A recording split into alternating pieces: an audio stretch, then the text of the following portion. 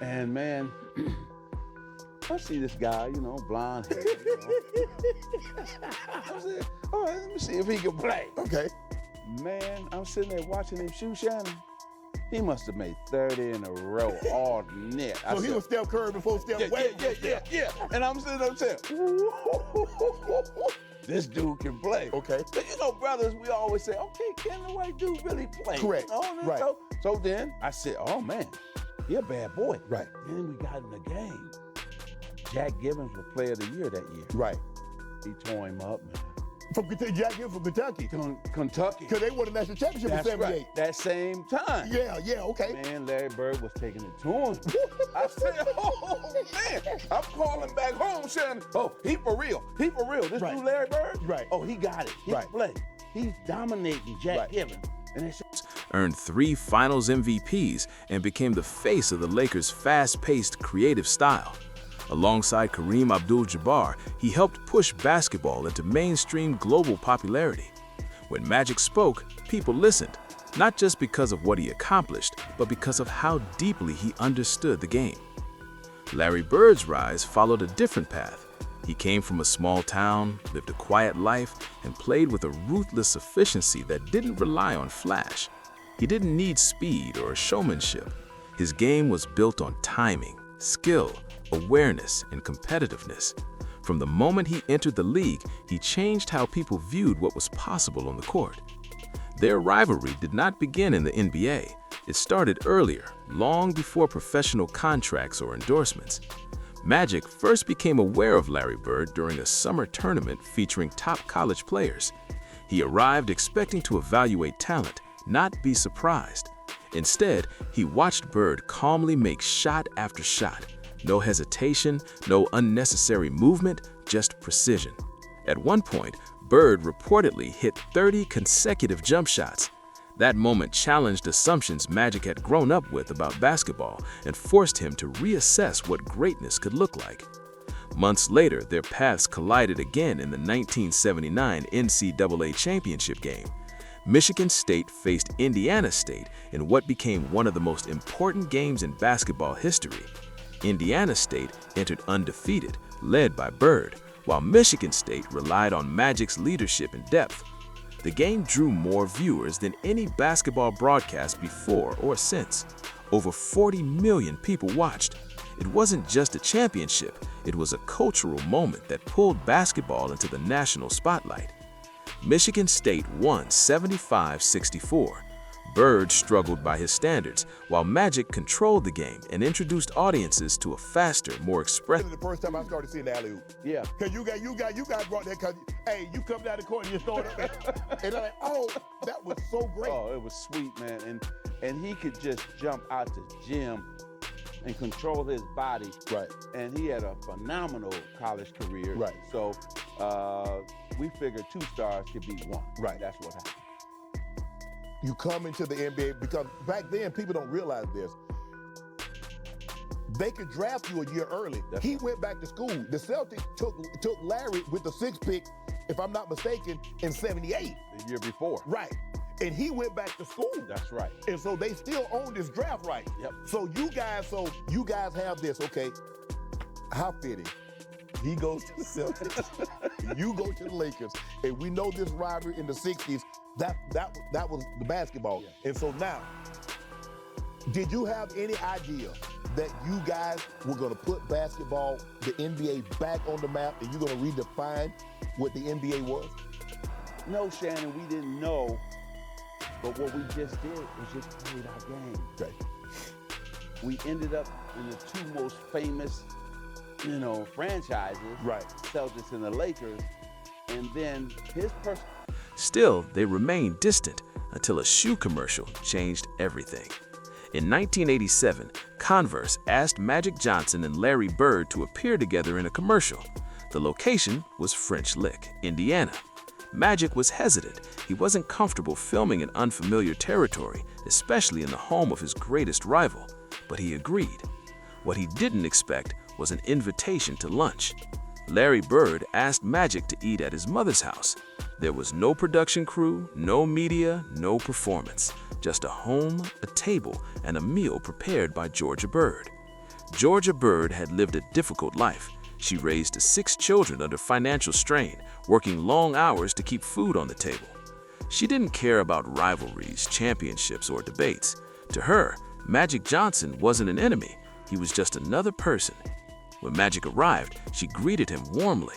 During lunch, she told him plainly that she was her favorite basketball player. That moment caught him off guard. It removed the tension instantly. For the first time in years, Magic and Bird weren't symbols. They weren't representatives of franchises or rivals in a league narrative. They were 2 men sitting at a kitchen table, sharing food and stories. They talked about growing up poor, about pressure, about loving the game, about winning and hating to lose. In that space, the rivalry lost its edge. Respect replaced resentment. From that day forward, their relationship changed. They remained competitors, but they were no longer enemies.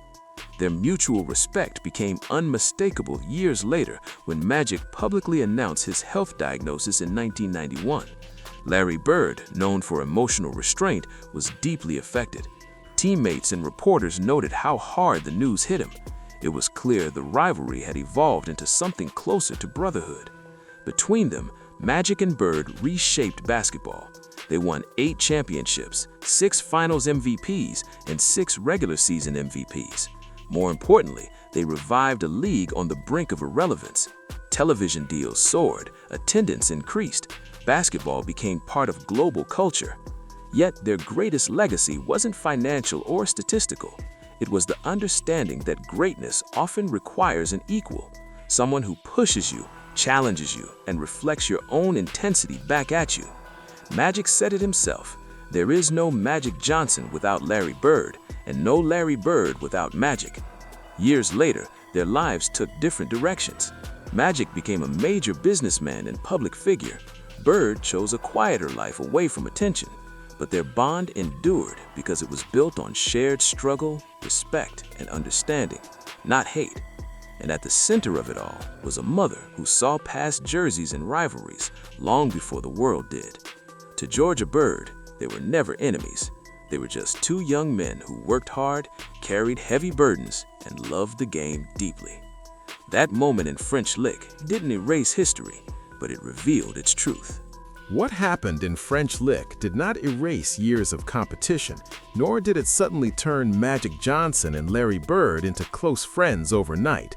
What it did was introduce perspective, something that pure competition often strips away. For nearly a decade, both men had been living inside a narrative larger than themselves. They were symbols before they were people.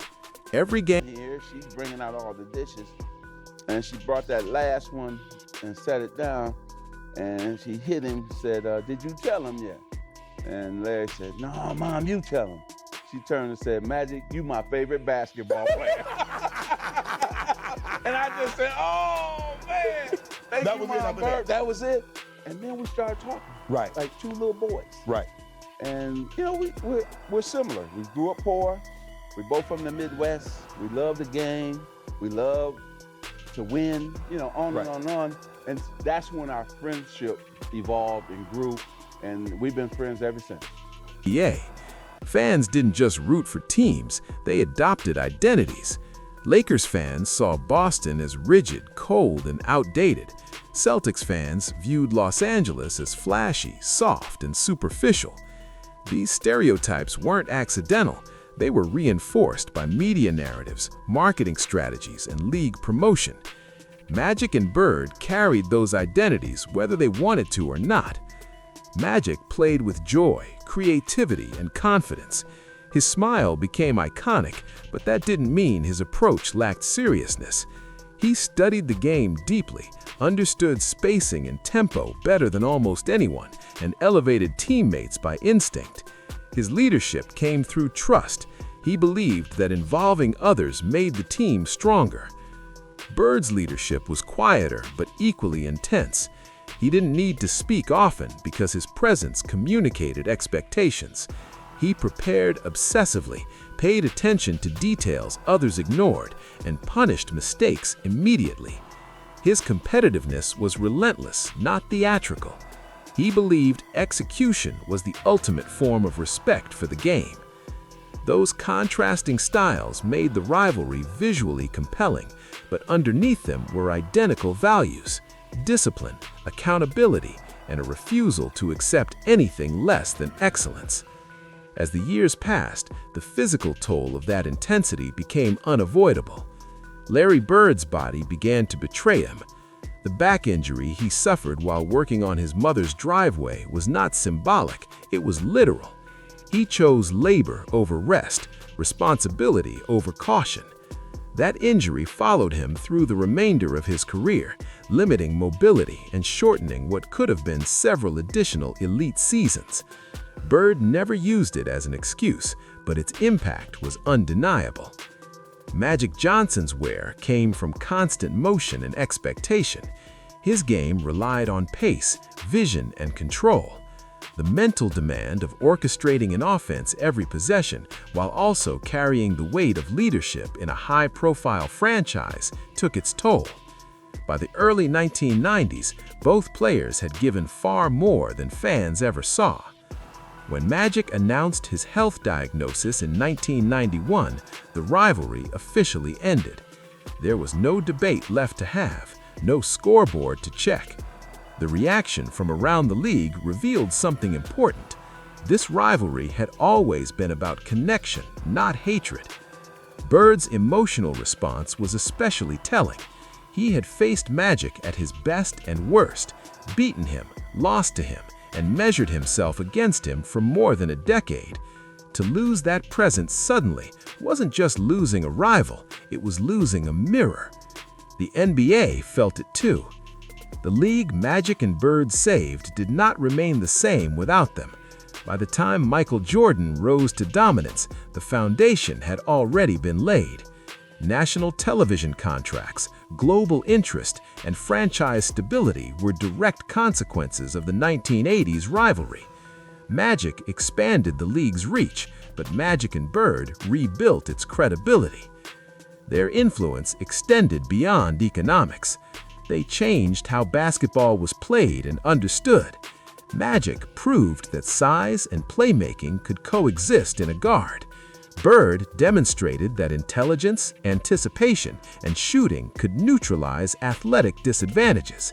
Together, they expanded the definition of greatness. That expansion allowed future players to exist. LeBron James would not be possible without Magic's blueprint. Stephen Curry's acceptance as a franchise centerpiece owes something to Bird's shooting and feel for the game. Even modern debates about versatility and leadership trace back to questions first raised by Magic and Bird. Yet despite all of that, their personal story remains grounded in humility. Magic has spoken openly about how that lunch in French Lick changed his perception of competition.